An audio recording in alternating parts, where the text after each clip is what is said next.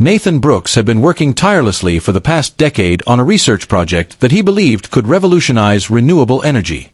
Every sleepless night, every failed experiment, every painstaking calculation had led to this moment. He had finally achieved a breakthrough, a prototype that could potentially generate clean energy at unprecedented efficiency. That evening, Nathan's family had gathered for a celebratory dinner at his parents' house. His mother, Elaine, had prepared his favorite dishes, and Nathan's younger sister, Clara, was chattering excitedly about her new job. It felt like the perfect night to relax and enjoy the moment. Halfway through the meal, as Nathan was about to share his progress on the research with his father, Robert, he noticed a strange look on his father's face. "Nathan," Robert began, setting down his fork, "we need to talk about your research." Nathan felt a knot form in his stomach. "What about it?" he asked cautiously. Robert leaned back, his expression serious. "I'm selling it. The research you've been working on, it's now valued at over $2 billion, and I've decided it's in the best interest of the family to sell it to an investment consortium." Nathan froze. The fork in his hand trembled slightly. "You're selling it? Without consulting me?" His father's voice remained calm. "Nathan, I've managed the finances all these years. This deal secures the family's future. You can stay involved, but the ownership, financially and legally, is mine to negotiate." Nathan felt a rush of disbelief and anger. Every late night in the lab, every failure, every sacrifice he had endured suddenly felt invisible. His father had not just undermined him, he had effectively taken control of something that was entirely Nathan's creation. He tried to respond, but Robert cut him off. "Don't argue. This is a smart move. Think about it, $2 billion, secured in our accounts. You can continue your work, but the stakes are too high to ignore the business side." Nathan's mind raced.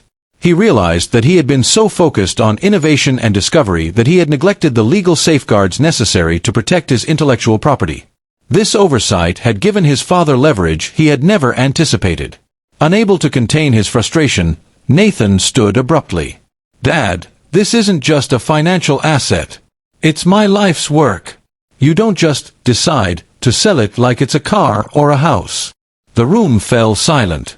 His mother and sister looked worried, glancing between father and son, unsure of how to mediate. Nathan's anger shifted into determination. He excused himself from the dinner table and returned to his home office. Pulling up contracts, patent filings, and emails, he realized that although his father controlled some legal aspects of the business entity under which the research was filed, Nathan himself held multiple patents and copyrights tied directly to the technology. The breakthrough gave him leverage. He spent the next few days consulting with intellectual property lawyers and preparing a formal notice that clarified his rights and his authority to approve any sale or licensing of the research. When Robert tried to finalize the deal, Nathan stepped in with legal documentation and a calm, authoritative voice. "Dad, this is my work. You can't sell it without my approval. Any attempt to bypass me will be challenged." Robert was taken aback. He hadn't anticipated Nathan's quick response or the legal safeguards Nathan had put in place. After a tense discussion, the two reached a compromise. The sale could move forward, but Nathan retained significant control over the research, including decisions about licensing, collaborations, and further development. In the end, the deal was finalized in a way that secured financial stability for the family while preserving Nathan's creative control. What had started as a shocking betrayal became a lesson in vigilance, preparedness, and asserting one's rights. Later, as Nathan reflected on the events, he realized that the confrontation had strengthened him. His father had underestimated not just his legal knowledge, but also his resilience and determination. Nathan had turned a potential disaster into a victory, protecting both his life's work and his ability to continue innovating. Sitting back at his lab bench, Nathan smiled.